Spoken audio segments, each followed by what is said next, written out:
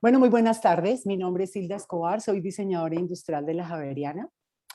Estamos en esta convocatoria de la cuarta semana abierta al diseño y la arquitectura. Es un evento muy especial para la universidad y especialmente para el departamento de diseño, para la Facultad de Arquitectura y Diseño, que es una semana en la que nosotros realizamos una serie de conferencias, de talleres, de eventos, donde tenemos la posibilidad de hablar de muchos temas alrededor de nuestra profesión, de nuestro quehacer y de la cotidianidad que vivimos. En esta oportunidad tengo una invitada muy especial, ya les voy a contar quién es. Y el tema que nos atañe el día de hoy es un tema que a lo largo de digamos, de mi ejercicio docente, eh, lo he venido investigando, lo he venido desarrollando. Es el tema de la biofilia y la innovación y de algunos, digamos, filiales de este tema como son la biónica y la biomímesis y el biodiseño en general. En esta oportunidad tengo una invitada muy especial que se llama Sara Gaviria. Sara es ya casi graduada de biología de la Universidad de los Andes. La dejo para que se presente. Adelante, Sara. Gracias. Hola a todas y todos, yo me llamo Sara Gaviria, voy en noveno semestre de biología con opción en astronomía en los Andes. Em, y tengo un proyecto de divulgación científica que es un podcast en donde hablamos como de datos curiosos científicos. Más tarde yo creo que les voy a contar un poquito más de eso. Y nada, muchas gracias por tenerme por acá. Es mi primera vez. Sara, tú participas de un grupo de investigación muy Ah, interesante en sí, los Andes. ¿Nos quieres contar? se me olvidó mencionarlo, perdón. Estoy en un grupo de investigación de los Andes que se llama Tarraya, que es de la Facultad de Arquidiseño y se divide como en proyectos. Yo estoy en un proyecto que se llama Magia STEM, en donde estamos llevándole las carreras STEM, o sea, ciencias e ingeniería, a niños de colegios, principalmente de bajos recursos, como para que se emocionen por estas carreras a través de proyectos y actividades hechas con design thinking. Muy bien, muy bien. Seguramente todos nuestros diseñadores aquí están entendiendo perfectamente. Yo creo que a la que más dificultad le da el design thinking es a ti. Sí. Bueno, pues entonces bienvenidos. Esperamos que sea de su agrado y no es tanto desarrollar el tema, sino como abrir los ojos hacia un fenómeno particular y que creo que va a tomar mucho auge a partir de esta nueva cotidianidad en la que nos estamos viendo inmersos. Adelante, Sara. Bueno, entonces, como su nombre lo indica, etimológicamente hablando, biofilia no es otra cosa que un amor a la vida. Es un tema que ha sido desarrollado desde la psicología por Eric Fromm y desde la biología por Edward Wilson. Eric Fromm, como psicólogo, inclusive tiene libros como El arte de amar y siempre una de las bases, digamos, de su conocimiento a grandes rasgos puede ser ese amor que tenemos que tener no solamente por nosotros mismos, por el otro y por todo el entorno. Posteriormente, Edward Wilson lo desarrolla un poco más, pero hacia la biología, hacia todo el estudio de los seres vivos, la vida en la naturaleza, y empieza a hablar sobre cómo ese catálogo, digamos, de especies biológicas ampliado, que gracias a la innovación día a día conocemos más, hemos podido desarrollar y hemos podido profundizar, cómo se empiezan a conectar ambas ramas para poder complementar, digamos, nuestra vida en general.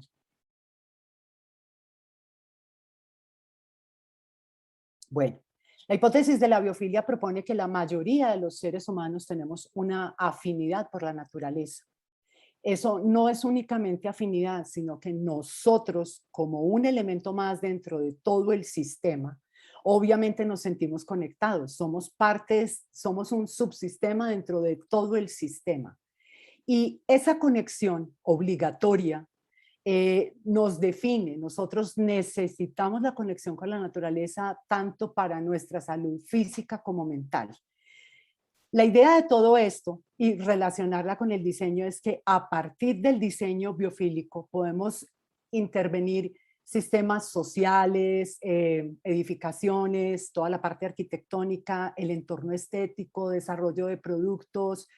La idea es que si uno empieza a conectarse más con la naturaleza, la observa, la entiende, la registra, la analiza, puede llegar a sintetizar esto en objetos, productos, sistemas, como les digo, todo lo que nos rodea puede salir, surgir a partir de esa conexión con la naturaleza. Bueno, entonces yo meto la cucharada desde mi disciplina, que es la biología, y me parece interesante hablar un poco de la evolución de los humanos acá en la Tierra, porque nosotros nos vemos regidos como por ciertos comportamientos que son inherentes a nosotros y no podemos cambiar o controlar porque hacen parte de nosotros precisamente. Entonces, lo primero es que se ha observado que los humanos podemos reconocer y apreciar diferencialmente los factores bióticos de los abióticos. Entonces, por ejemplo, nosotros, a diferencia de otras criaturas sobre la Tierra, según algunos autores, podemos diferenciar el gato del sol, que son los abióticos, ¿no? No sé, la ardilla del viento, el perro del agua, etcétera. Entonces, el hecho de que nosotros no solo podamos decir estas cosas son distintas, sino además que los apreciemos diferente y sintamos una conexión hacia estas cosas de manera diferencial, ya es muy importante. De ahí, de esos reconocimientos que tenemos los humanos, nace la hipótesis biofílica, como estaba diciendo Hilda, que esta ya es como la parte biológica que crean Wilson y Kellert en el 93. Les traje otro artículo que es de Barbiero y Berto del 2021, en donde hacen referencia a tres cosas muy interesantes, que son la tipología del ambiente natural, la de la experiencia humana con el ambiente natural y la exposición al ambiente natural. Entonces vamos a desglosarlos para que no se confunda mucho. La primera es la tipología del ambiente natural. Eso hace referencia a que la naturaleza no es igual en todos lados. Yo creo que ahí les dije algo súper obvio, pero esto es muy importante porque implica que la naturaleza tiene efectos psicofisiológicos, es decir, de la psicología y de la fisiología diferentes en nosotros. Entonces, por ejemplo, sabemos que la naturaleza en Colombia es distinta a la naturaleza en Canadá. Entonces, por ejemplo, acá el ecosistema predominante es, no sé, el bosque húmedo tropical. Y en Canadá, no sé, hay mucha tundra y como que no está la misma tipología, como los árboles grandes, el clima, los animales, todo es diferente. Entonces, una persona que crezca en Colombia y haya visto este bosque húmedo tropical desde que es chiquito, tiene efectos psicofisiológicos distintos a los de una persona que creció en Canadá. Ese es el primero. Esto se relaciona a lo segundo, que es la tipología de la experiencia humana con el ambiente natural. Esto ya no habla como del contexto en el que crecimos, sino el contexto evolutivo de hace millones de años. Esto hace referencia a la historia de los humanos en la Tierra. Entonces nosotros aparecimos en una era que se llamó el Pleistoceno. En el Pleistoceno todo era salvaje y primitivo, es como esas películas de los cavernícolas que salían y era como o cazo o recolecto comida y sobrevivo y rezo para que no me mate la naturaleza hoy. Ese es el Pleistoceno. Después llegó el Neolítico, que es cuando nosotros ya domesticamos los animales, entramos como en el área de la agricultura y finalmente pues llega la revolución industrial y somos como los humanos que conocemos hoy en día básicamente. Eso es lo segundo. Acá también estamos hablando de los efectos psicofisiológicos, porque obviamente si uno pone una persona, un Homo sapiens temprano del Pleistoceno, a vivir hoy en día, se va a enloquecer, y si nosotros vamos en una máquina del tiempo, hipotéticamente, a vivir al Pleistoceno, también nos vamos a enloquecer, precisamente porque la naturaleza tiene efectos psicofisiológicos diferentes en nosotros. Ahorita, más adelante, ya van a entender más o menos de qué se trata eso. Y por último, según Wilson, la biofilia no es solo un instinto, sino es una serie de reglas aprendidas que van cambiando con el tiempo. Entonces, no es solo que nosotros salgamos a la naturaleza y seamos como, uff, la quiero mucho, es muy bonita, sino que además vivir rodeados de naturaleza nos ha hecho crear ciertas reglas para pues vivir y convivir con ella. Entonces, de aquí también sale el otro término que es como el antónimo de la biofilia, que es la biofobia, que se define como el miedo o los sentimientos negativos hacia estímulos naturales que nacen de riesgos constituidos durante la evolución. Entonces ahí eso sonó de pronto un poco confuso, pero básicamente es que nosotros los humanos pasamos de generación en generación aprendizajes que hemos visto en la naturaleza. Entonces, por ejemplo, si yo soy un humano en el Pleistoceno y yo salgo y veo un león y el león mata a mi primo con el que yo iba, pues yo digo, este man me mató. Entonces yo llego a la casa y le digo a mis otros amigos humanos, les digo como, oigan, este animal que tiene una melena así y muestra los dientes, los va a matar, mató a mi primo, échenle ojo.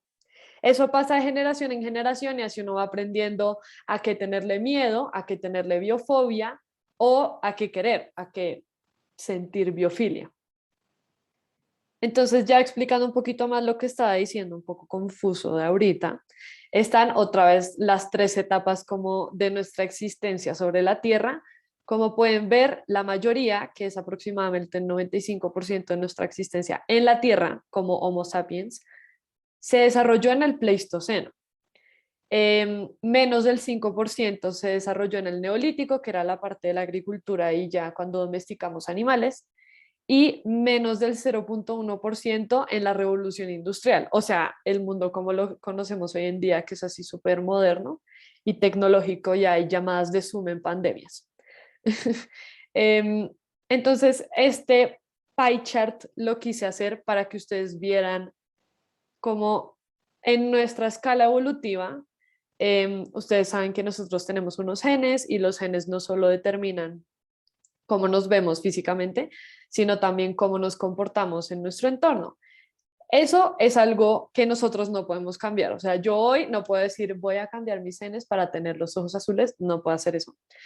Y así como yo no puedo hacer eso, yo no puedo decir voy a cambiar mis genes para tener una asociación hacia la naturaleza distinta a la que tengo que los genes me dijeron. Entonces, si entramos a analizar esas características inherentes que no podemos cambiar de los humanos, ¿qué vemos? Pues que estamos determinados, como que nuestro comportamiento y nuestros efectos psicofisiológicos hacia la naturaleza están determinados en su mayoría por una escala del Pleistoceno, ¿cierto? Porque nosotros llevamos viendo todo este tiempo, o sea, toda la parte azul sobre la Tierra, comportándonos como nos comportamos en el Pleistoceno. O sea, piensen ustedes cómo se despertaron esta mañana a desayunar. Uno se despierta, oye una alarma, uno la calla y es como, ah, qué pereza, me tengo que parar.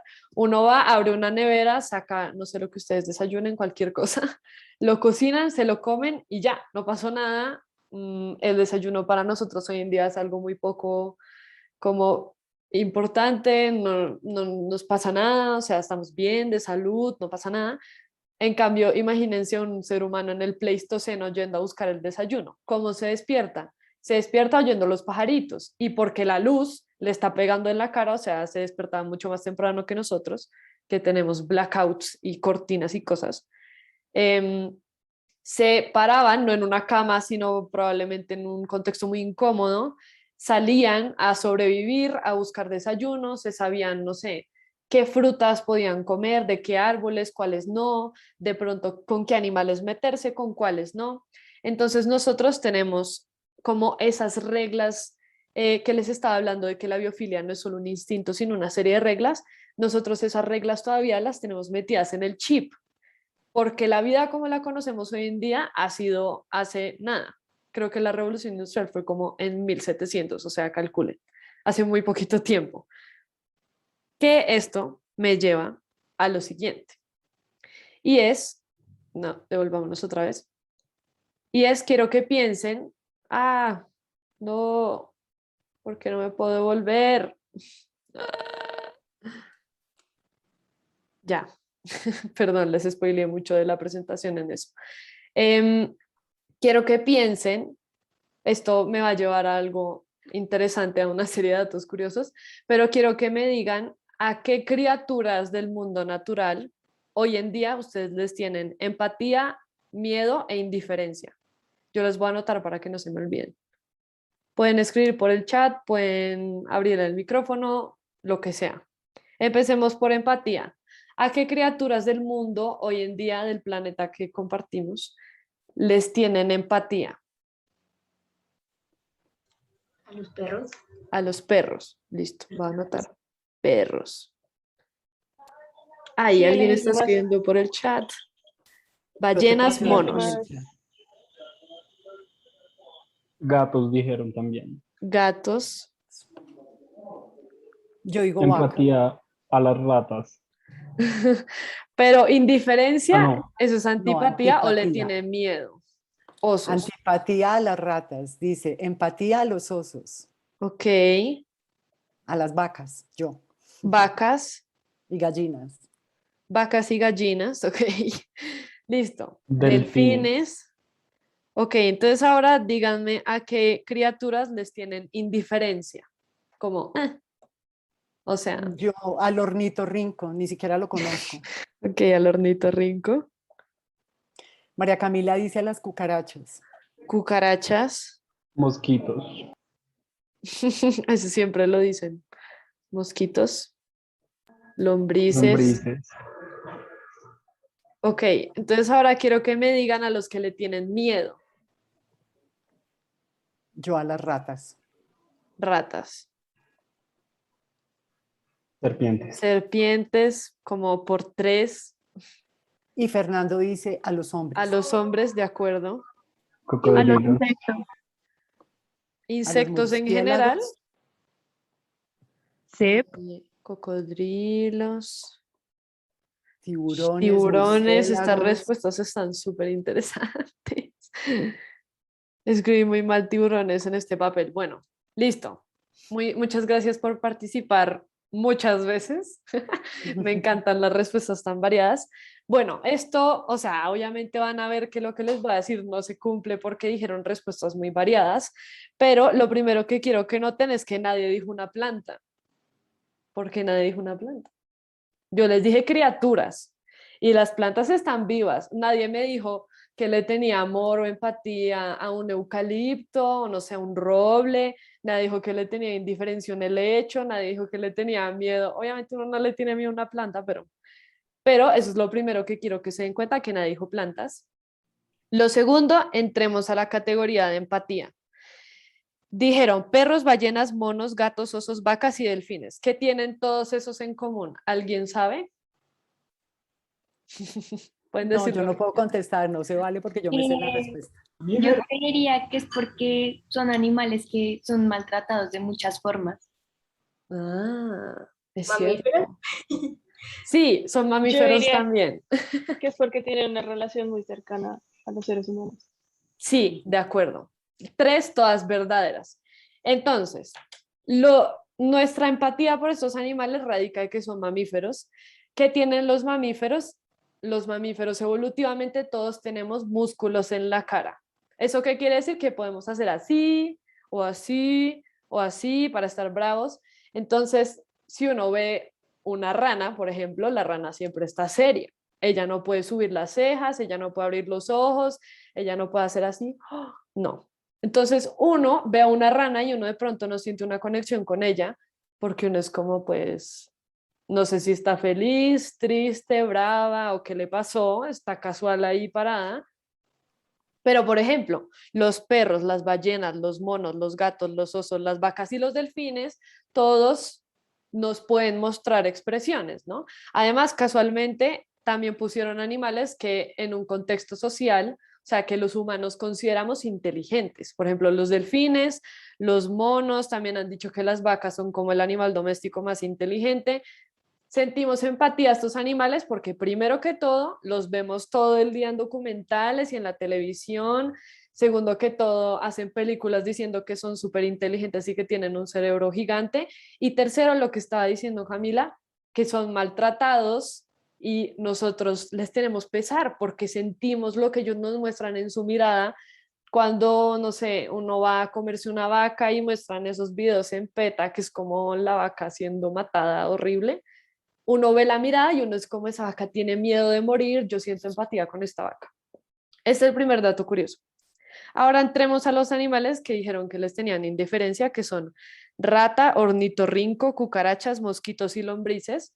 Noten que la mayoría son bichos, que eso primero que todo ya explica mucho porque nosotros obviamente no tenemos empatía con una cosa que es así de diminuta, porque pues, ¿por qué? No tiene lo mismo que yo, o sea, el bicho tiene exoesqueleto, o es una lombriz que es un gusano, ni siquiera le veo los ojos, es asqueroso, como que está asociado viviendo en la tierra o picándome y lo odio, que en el caso de los mosquitos.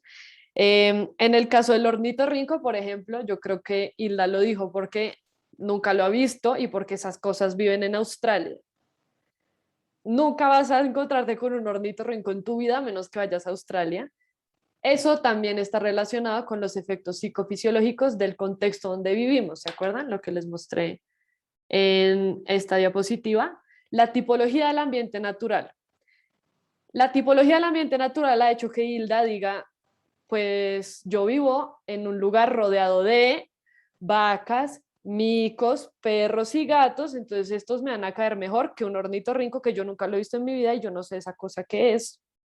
¿Por qué pone huevos si es un mamífero? No sé. Listo. Entonces ahora entremos a la parte del miedo.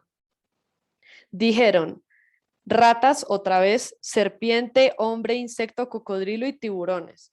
Que estos también nuevamente son animales que las películas nos han mostrado que tienen dientes grandes y matan a los humanos y son así súper miedosos. Las ratas yo creo que las asociamos como a una suciedad eterna, entonces no nos caen bien. Y la persona que dijo hombres, estoy muy de acuerdo, no necesita explicación, somos lo peor sobre la faz de la Tierra. Una razón por la cual yo creo que ustedes ninguno dijo plantas es porque las plantas, primero que todo, no tienen ojos, entonces uno no puede como generar esa conexión que generamos entre los humanos, que cuando nos hablamos nos vemos a los ojos, a menos que seamos muy tímidos. Y ahí sabemos más o menos lo que la otra persona me está queriendo comunicar con su mirada. Uno ve una planta y es como casual, o sea, muy bonita y todo, pero ni idea qué es lo que me está tratando de decir. Y además porque evolutivamente las plantas no presentan una amenaza para los humanos en donde nosotros tengamos que estar en estado de alerta. Es decir, volvamos al Pleistoceno. Uno salía y una planta no se va a mover. O sea, la planta no va a ser así de repente y uno va a decir, jue madre, esta planta me salió de la nada. No, la planta está ahí, ella existe y uno es como, ok, ese árbol es venenoso, lo voy a esquivar. En cambio, uno sí le tiene que poner atención a los animales porque esos manes caminan, corren y se le tiran a uno y lo van a matar. Por eso es que nosotros estamos más pendientes y observamos más a los animales que a las plantas y por eso es que podemos generar conexiones con esos animales de empatía, miedo o indiferencia. Ya, paréntesis del dato curioso cerrado. Ahora sí, entremos otra vez a la parte de biofilia. Esto es una cosa súper lógica, pero los ambientes naturales han estado asociados de toda nuestra vida a sentimientos súper chéveres como relajación, salir de la rutina, manejo del estrés. ¿Saben? Como que alguien uno le va a decir, ¿cómo voy a hacer una caminata por el páramo? Y uno le dice como, qué chévere. Uno se lo imagina así súper calmado, súper tranquilo, sin pensar en sus responsabilidades, etcétera. Incluso puse la foto esta como de salir a pasear al perro, porque uno sale, mira los árboles, uno dice como ahora no voy a pensar en esta reunión que tengo ahorita, etcétera, etcétera. Y eso está comprobado científicamente. Les voy a botar 3 estudios para no demorarme tanto. El primero dice que estar mínimo 15 minutos expuestos a la naturaleza ya genera efectos psicofisiológicos importantes. Entonces, si pueden salir 15 minutos todos los días a un parque o a donde quieran, háganlo porque van a estar súper chéveres. Otro estudio cogió un grupo de personas como de oficina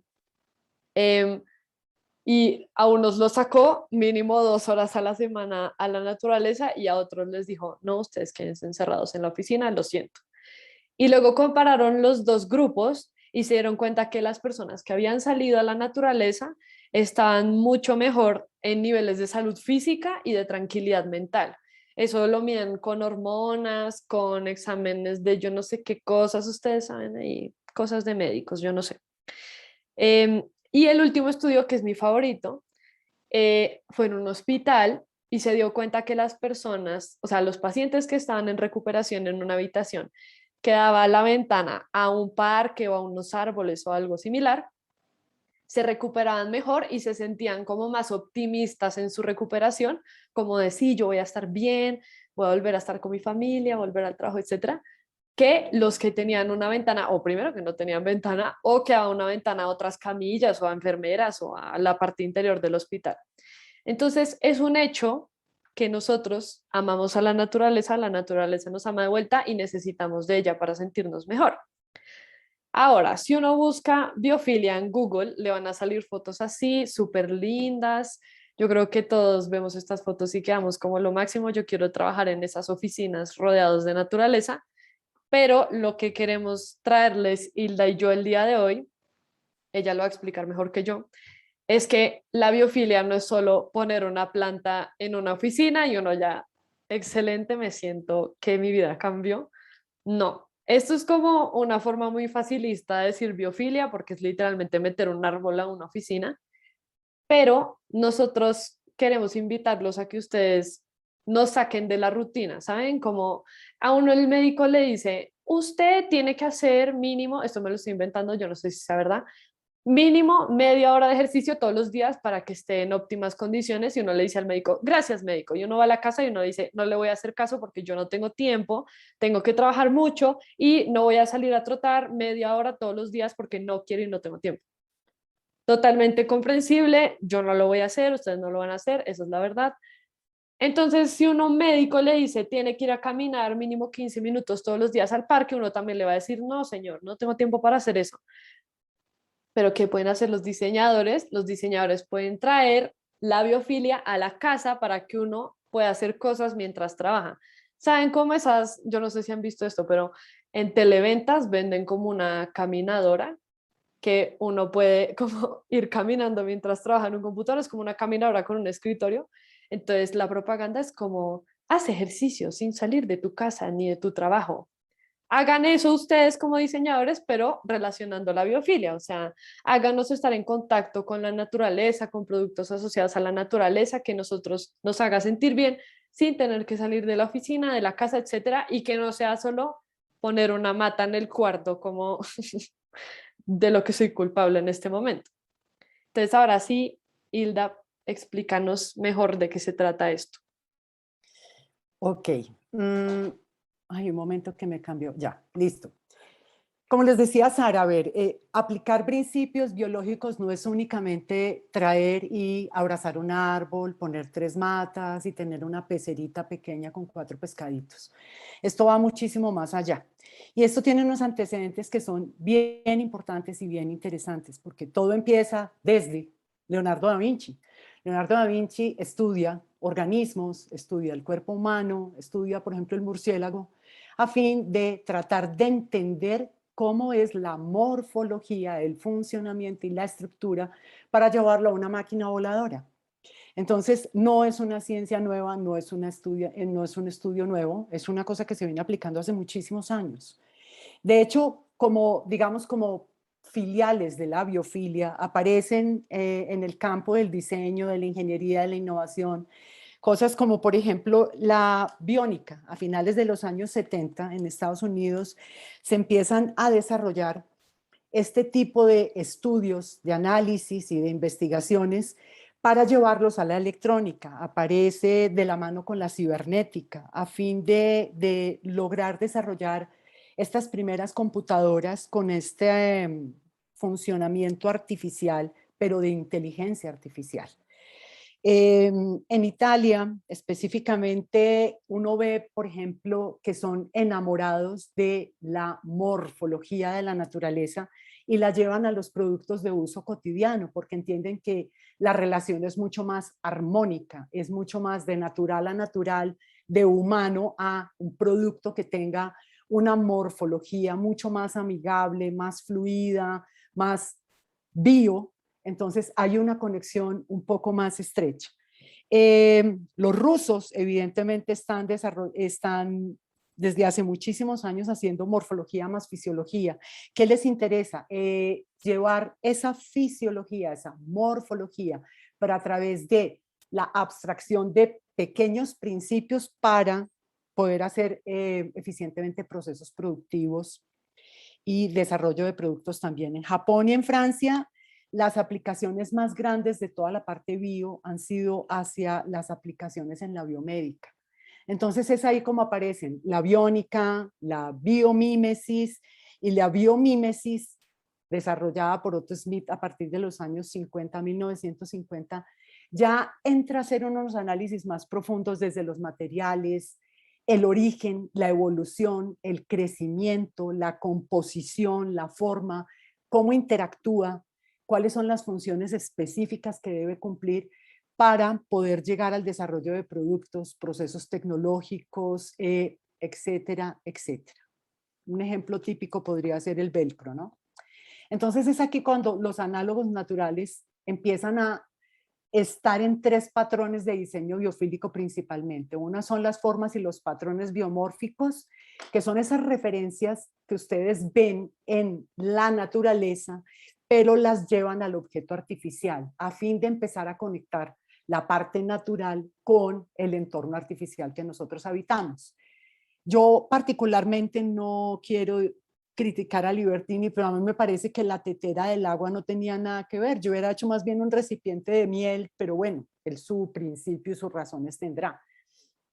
Pero miren que a partir de la copia de la estructura fundamental, del patrón de la textura, de la superficie, de la armonía que todo esto implica, se puede crear un panal de abejas artificial, pero sigue teniendo como ese entorno y esa configuración natural.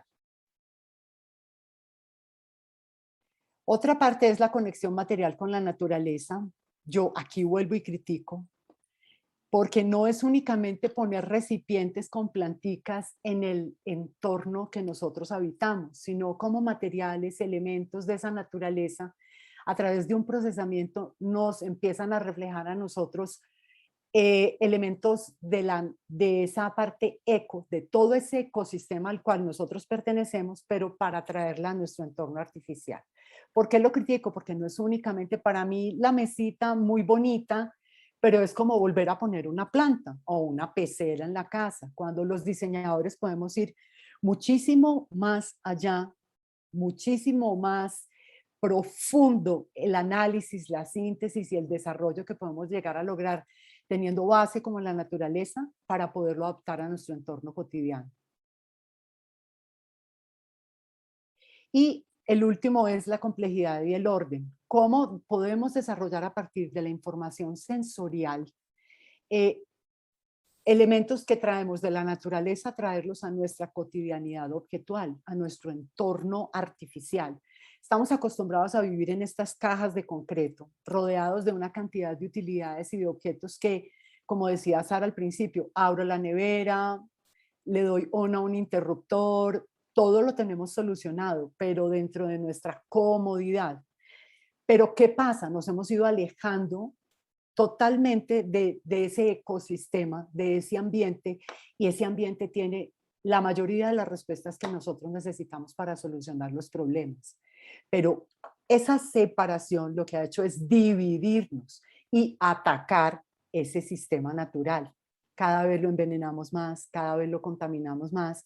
Si nosotros fuéramos y miráramos, y en esto me puede corregir Sara, que sabe muchísimo más que yo evidentemente, y es, ¿qué sucede? Las especies, en la medida en que va cambiando su entorno y su hábitat, ellas van evolucionando para lograr una adaptación perfecta. Pero los seres humanos lo que hacemos es atacar el sistema, toda esa parte que nos rodea, envenenarlo, ensuciarlo y malinterpretarlo para crear todo un entorno artificial que poco dista de lo que debería ser. ¿Por qué? Porque en la naturaleza las cosas mutan, se reinventan, ahí sí valga la pena la palabra, para volver a ser parte de ese mismo sistema, pero sin dañar a otros. ¿Listo? O sea, no se salen de ese ciclo natural. Nosotros hacemos todo lo contrario. Nosotros ignoramos totalmente los principios, ignoramos los sistemas, nos inventamos, desarrollamos y diseñamos una cantidad de elementos que lo que hacemos es atacar el ecosistema al cual pertenecemos. Eso es una contradicción.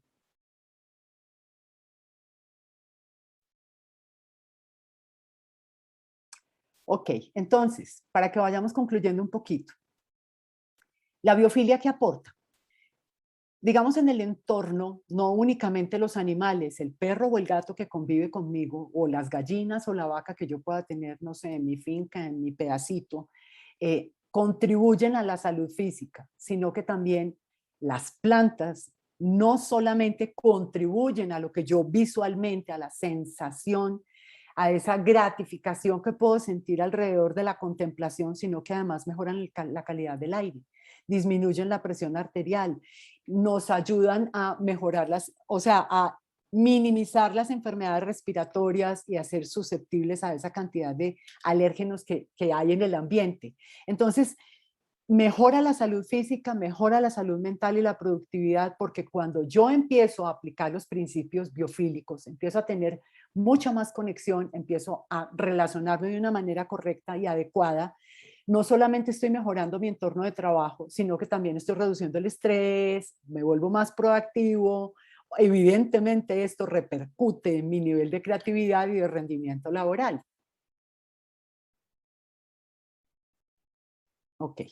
De ahí la invitación, y esto es apenas un abrebocas esta charla, porque en realidad es un universo entero que uno debería investigar, conocer, pero no investigar desde el computador. La invitación es salga y mire, siembre, analice, entienda, observe, pero de una manera profunda, porque los nuevos diseñadores tenemos el desafío de equilibrar la conservación ambiental con la creación de nuevos productos industriales. Esa biocolaboración con microorganismos, por ejemplo, no se da únicamente por razones estéticas, sino que también presenta una alternativa funcional sostenible a todas esas tecnologías artificiales que hemos ido desarrollando. Miren, por ejemplo, yo sé que no será muy agradable, pero yo puedo suplir el tema, digamos, de requerir de una lámpara, y Latro fue diseñada por Mike Thompson, y a partir del aliento humano, esos microorganismos entran en conexión con mis propias bacterias y producen luz. Puedo producir luminosidad, no digamos energía, sino luminosidad en un ambiente y en un recinto por un tiempo. ¿De acuerdo? Entonces, ¿cómo yo entiendo lo uno con lo otro, lo relaciono, lo sintetizo para poder llegar a producir todas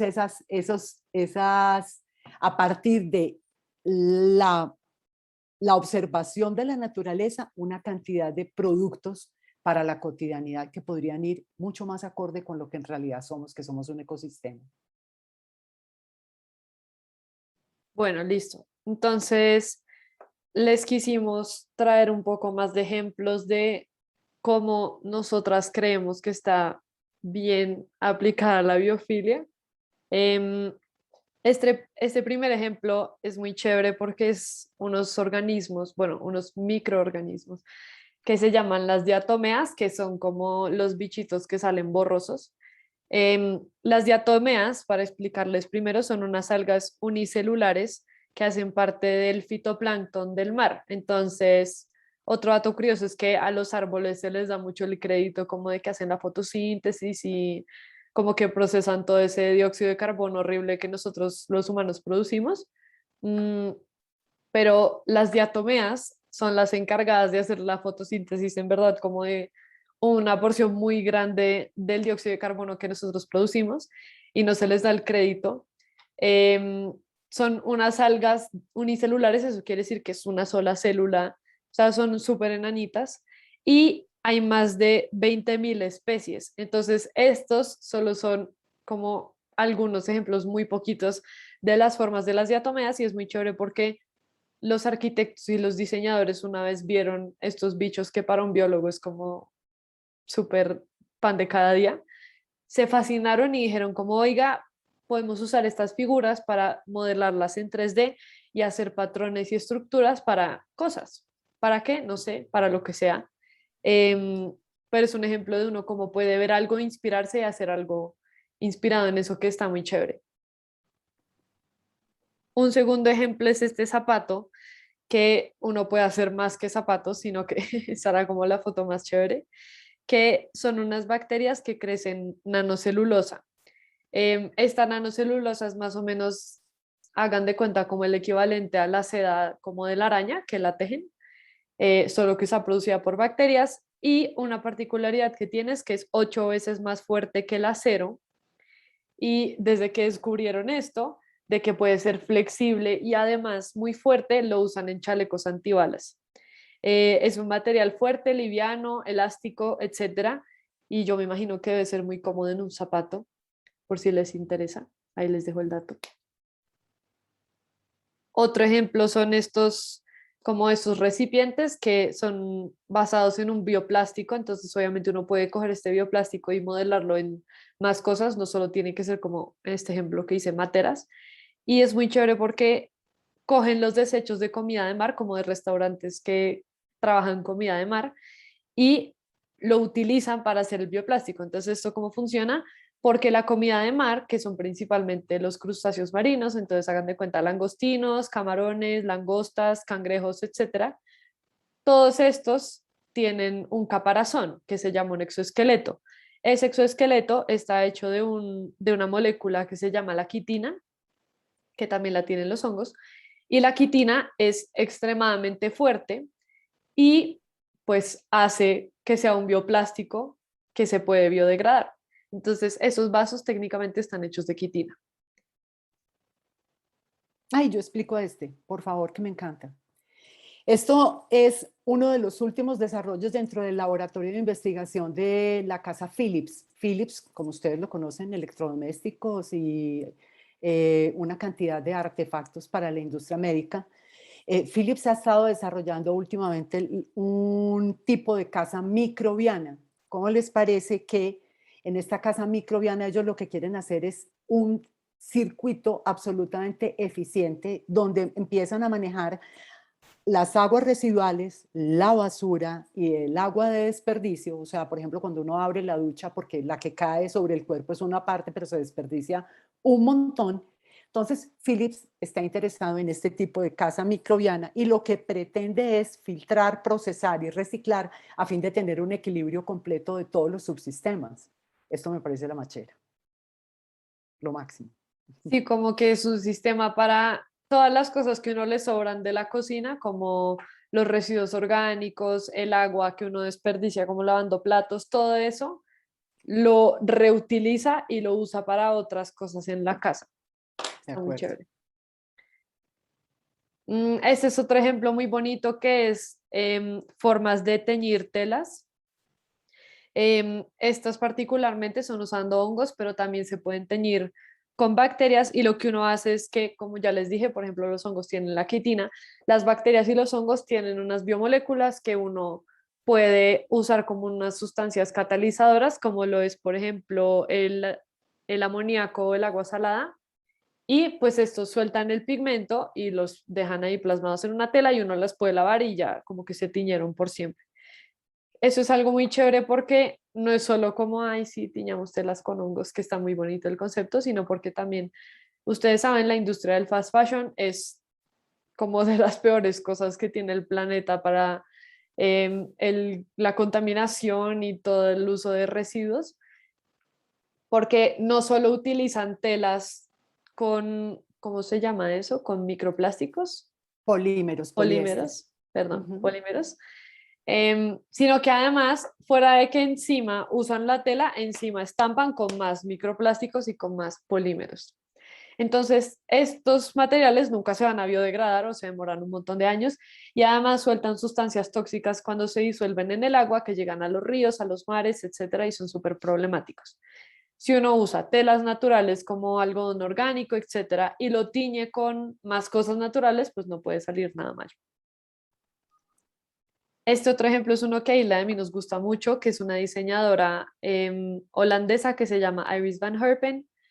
Pero antes de hablar un poquito de ella, quiero que me digan ustedes a qué se les parece sus diseños. O sea, Cuando ustedes ven estos vestidos y estas, como esta moda, como esta forma de hacer ropa, ¿a qué se les parece?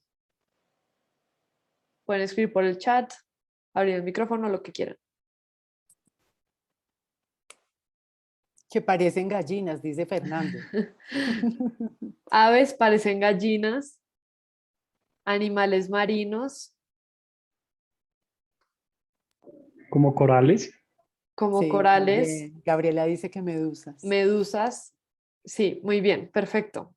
No es una respuesta correcta o incorrecta, sino que es un ejercicio de que uno puede salir a la naturaleza y uno puede ver cosas diferentes, ¿saben? Entonces, por ejemplo, yo no sé Iris qué vio, ni con quién se encontró, ni qué criatura se inspiró, pero esto es una muestra de que uno puede salir y uno puede hacer una interpretación totalmente diferente a la que otra persona puede hacer y diseñar a partir de eso, que ya se vuelve como una forma de arte, porque a todos nosotros nos genera cosas distintas. O una persona dice, ¿cómo esta vieja parece una gallina? Otra persona dice, me inspira animales marinos. Otra persona concuerda y dice, eso parece una medusa, un ave, no sé, etcétera. En la otra charla nos dijeron que parecía un helecho. Entonces, esta es una forma muy bonita de hacer biofilia, pero también con un componente artístico muy chévere.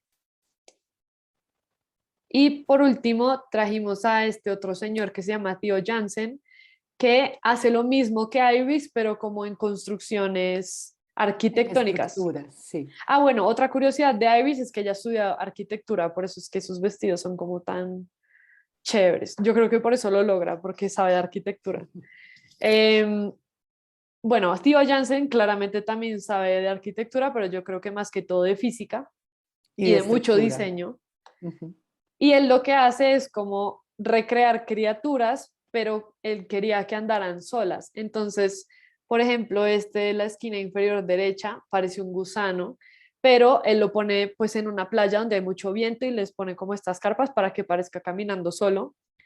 Em, y los otros dos, no, la verdad no sé a qué animal se me parece, pero Perdón, te están interrumpo un inspirados en algo. momentico, Sara.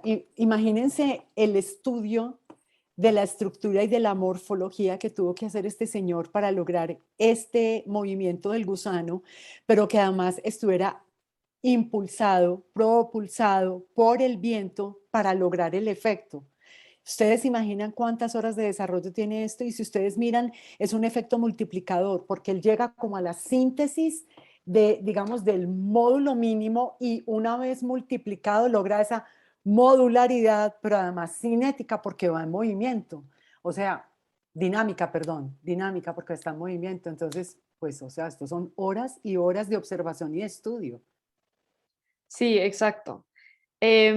Y esto es otro ejemplo para inspirarlos a ustedes a que salgan y se pregunten cosas, porque como dio Jansen, o sea, cogamos otra vez el ejemplo del gusano, que es el que entendemos que claramente parece un gusano. Él tuvo que haber salido y tuvo que haber visto un gusano y tuvo que haber dicho, este gusano está muy chévere, pero además de solo decir, está chévere, voy a hacer una máquina que se impulse ella sola con el viento, pues uno no llega a esa conclusión tan rápido, uno dice, oiga, cómo funcionan los músculos del gusano. El gusano, ¿por qué camina así? ¿Será que el gusano puede echar reversa? ¿Cómo echar reversa? ¿O será que no puede echar reversa? ¿Cómo funcionan? ¿Cómo estas? ¿Han visto que los gusanos tienen como unas paticas muy chiquitas, como unas manitos? ¿Para qué sirve eso? ¿Por qué las tienen? Em, si lo hago así de largo, ¿cómo qué tan complejo se me vuelve? ¿O cómo Sí. necesita hacer la circunferencia del gusano? Todas estas cosas que solo se logran uno saliendo y preguntándose cosas de la naturaleza. Entonces, no es solo salir y decir, wow, soy un ser súper biofílico porque estoy sentado debajo de este árbol que me da sombra, sino es salir y decir, ok, yo ya sé que no tengo empatía con los árboles, este árbol, ¿qué especie será? ¿Por qué el perro está comportándose así? Etcétera, etcétera, que es más o menos como volverse medio biólogos, como ser muy curiosos por el ambiente que los rodea y diseñar cosas al respecto y hacernos a los humanos sentirnos mejor haciendo diseños biofílicos, porque si no nos vamos a enloquecer todos en el mundo en el que vivimos. ¿Y la quieres decir algo más? No, de acuerdo, estoy completamente de acuerdo contigo, Sara. ¿Por qué? Porque es que Resulta que yo vuelvo e insisto en el mismo punto. Todos somos un ecosistema, pero los que nos hemos ido separando de esa parte eco somos nosotros, porque no volvemos a ella, porque no la tomamos como fuente de inspiración, porque no la tomamos como principio básico de la investigación. Además es muy agradable porque es en campo, observando, analizando, en un entorno absolutamente natural. Yo creo que vive uno relajado. ¿Cómo no va a ser mejor trabajar como trabaja Theo Jansen que como trabajamos muchas veces nosotros encerrados en una pandemia, en una caja de concreto y pegados a un computador? No estoy diciendo que no miren a través de la web.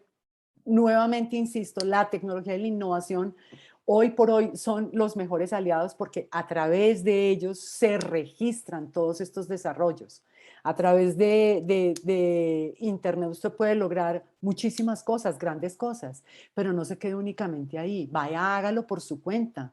Ahora, siembre algo en su casa, registre todos los días qué sucede, cómo funciona, de qué manera, reproduzca semillas. O sea, hay que entender e ir mucho más allá.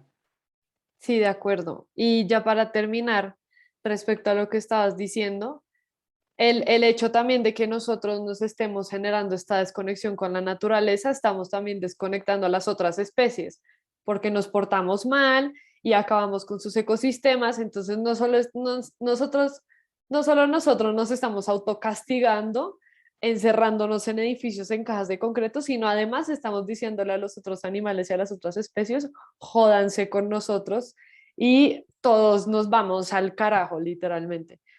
Entonces, retomando nuevamente la biofilia, no solo nos sentimos nosotros mejor porque ya está científicamente comprobado, sino además revertimos, o bueno, nunca vamos a lograr revertir, pero podemos como compensar más o menos los efectos negativos que hemos tenido sobre el planeta en estos años de revolución industrial si nos devolvemos al pie chart que les mostré. Bueno, y ya como patrocinios finales, como yo les dije, yo tengo una iniciativa de divulgación científica, que es un podcast que lo hago con otro amigo, que se llama La Enredadera y Compañía, y nuestro eslogan es que decimos datos científicos para no científicos de manera no enredada, por eso se llama La Enredadera. Perdón, yo Entonces, digo una cosa, o sea, para nosotros los pobres mortales que no entendemos de ciencia, lo que ellos pretenden a través de esto es hacer divulgación científica comestible, digerible y entendible por la mayoría de los mortales. He dicho, me quedó bien, ¿no? exacto.